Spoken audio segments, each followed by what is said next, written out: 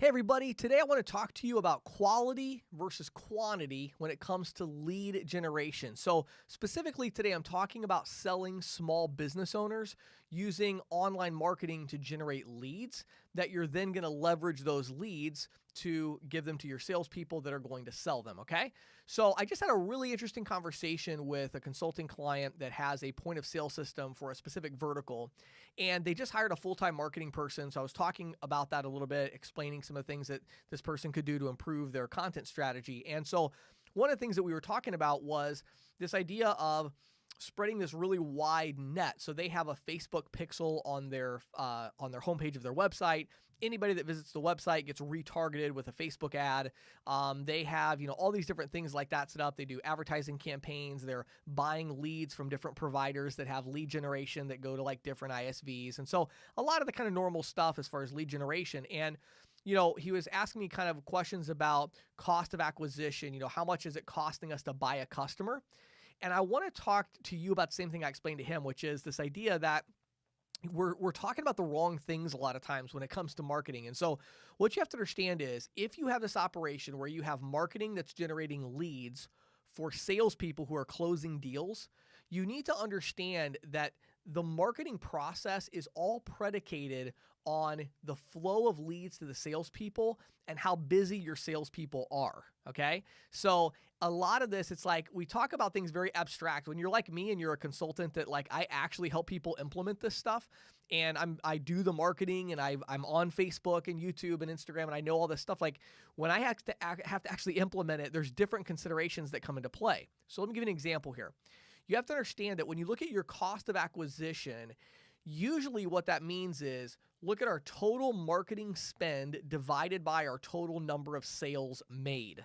Okay. And that's how that's, looked at. So it's like we made X number, we made 10 sales, we spent $100 in marketing. So our cost of acquisition is $10. Well, the problem with that equation is if you have salespeople that are sitting there twiddling their thumbs, then that's a bad thing. If you have salespeople where there's so many leads, they can't follow up with all of them, that's a bad idea. So what do you do to fix this problem? What you do is you adjust the quality versus quantity equation here. So let's say for a second that we have 10 salespeople and 5 of them just don't have enough leads and they're sitting there twiddling their thumbs. They don't know what to do. What do we do with that? Well, what we do is we take our cost of acquisition, or our cost per lead in this case, we take that cost per lead down significantly by changing the call to action to something that a lot more people will do. So maybe it's an ebook. You write a free ebook on 3 keys to choosing the right pizza shop point of sale system or something like that.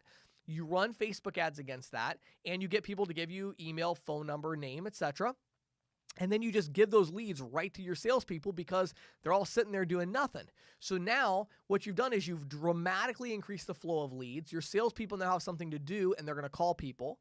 Well, then a reverse problem will happen. All of a sudden you get to a point where you're like, wow, our salespeople are so busy. They don't have enough time to follow up on all these leads. What do we do?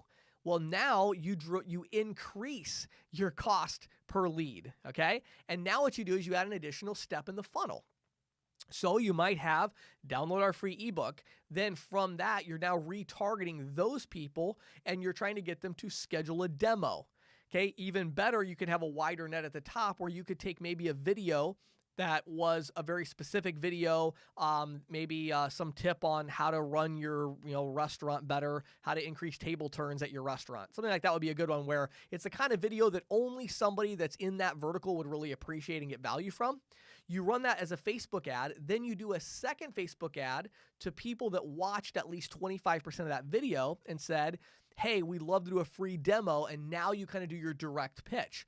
But the idea here is now we went from paying maybe $7 or $8, maybe $10 a lead. Now maybe we're paying $40 a lead, maybe $100 a lead, but each lead is a demo that somebody scheduled, right?